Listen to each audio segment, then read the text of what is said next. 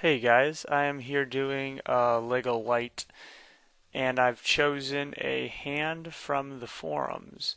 I actually was, I literally decided to do it right when I decided that I was going to respond to the forum post.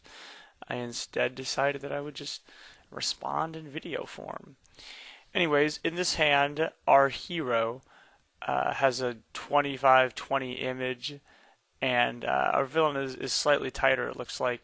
Now, it says that they've played quite a few hands together, but they've never been to Showdown. I just really wanted to point out that was the first thing that I first that I noticed, because that's a huge deal. Not being to Showdown is a gigantic deal. Also, in this situation, a ton of information can be gained from Showdown. Just one Showdown, from uh, one showdown from how you play, a big pocket pair or something like that, can just instantly mean that you'll play most big pocket pairs in a certain way 100% of the time. It's just a really big deal. Showing down is a huge deal. In this case, we haven't been to showdown. So we open under the gun with nines, and our opponent three bets, and we call. Now he three bets from the blinds. The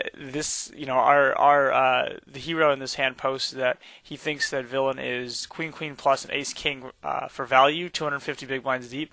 I think that's a little bit generous. I don't think our depending on the villain, I guess I don't think he's always got queen, and I think that he doesn't always have ace king. Even those hands are kind of speculative for value. I think he probably has always aces and kings, and I'm unsure how often he's just totally randomly light here. I like to mix it in against guys who play straightforwardly against it, obviously. Back in the day, I used to 3-bet the under the gun raiser a shit ton from position specifically, but 3-betting him from the blinds is kind of a dicey ordeal. Usually just decide if my opponent is particularly tight or something. I just tight to play back at my 3-bet or think I'm never light. Then I'll sometimes 3-bet a guy with air in this case, because he'll open a ton of stuff like pocket pairs and ace queen and whatever, and he'll just play really straightforward to my 3-bet, because my 3-betting from the blinds of under the gun raises is very low. Now against some people, I'll know that they can think that or whatever, and I will 3-bet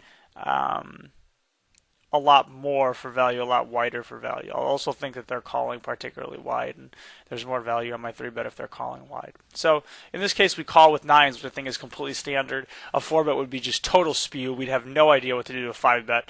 Although, we'd obviously fold, but I should say that the value of a 4-bet fold, sort of for information, is a terrible play, because nines plays great against, if we can flop a set or whatever, 250 big blinds deep, and it's going to play okay on other boards too. So in this situation, we call flop on Jack 8-4 Rainbow. I don't mind that. I can't really think of too many other things to do. I would sometimes raise it here as sort of a bluff, and I would raise it as a bluff with the idea that we would get 3-bet extremely unlikely.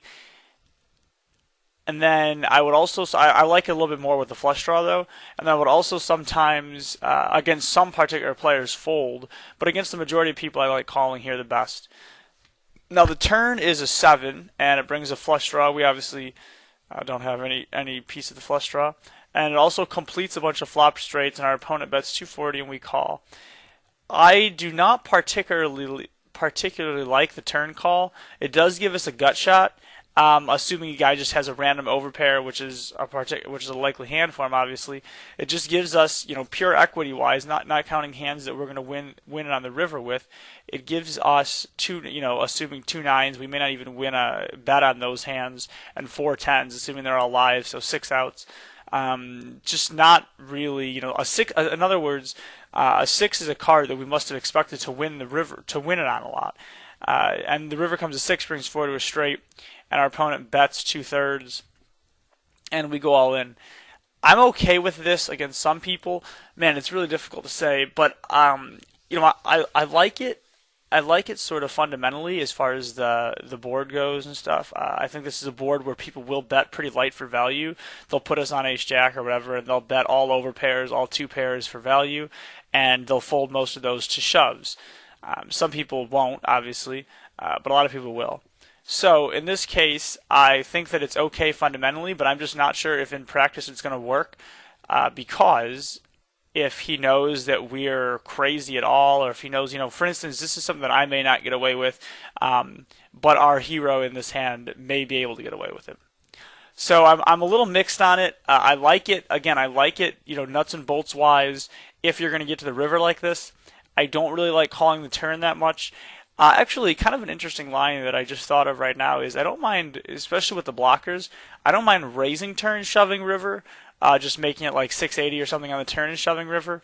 This isn't something that I would do all that often, but it seems like him betting 240 on the turn. I mean, I guess that's maybe just a standard size or whatever, but I don't know. It just seems like that turn making us gut shot with 5-6, making us gut shot, or sorry, an open and straight draw with 10-9, also making us some two pairs and sets. And also, we'd flat most of our sets on the flop, and we may want to raise them on the turn. I don't traditionally like raising the turn, but here I think I would like raising it and shoving it as a bluff. I think if we raise, he may call with all overpairs, and if he somehow has Jack X hands or also spades, he'd call them and just snap fold them on the river. So that might be kind of a cool play too. Actually, that might be the best play. In this case, we're probably repping, not quite enough. I don't even know if we'd shove 5x here, and I'm not sure what combos of 5x we have. Fives would be a pretty bad call on the turn. We could have 5-6, but again, I'm not even sure if that shoves. I suppose it does. And of course, we can have 10-9, which I assume we would play the same on all streets, although we may raise the turn. Okay, this has been Aaron Jones for LeggoPoker with a Leggo Lite.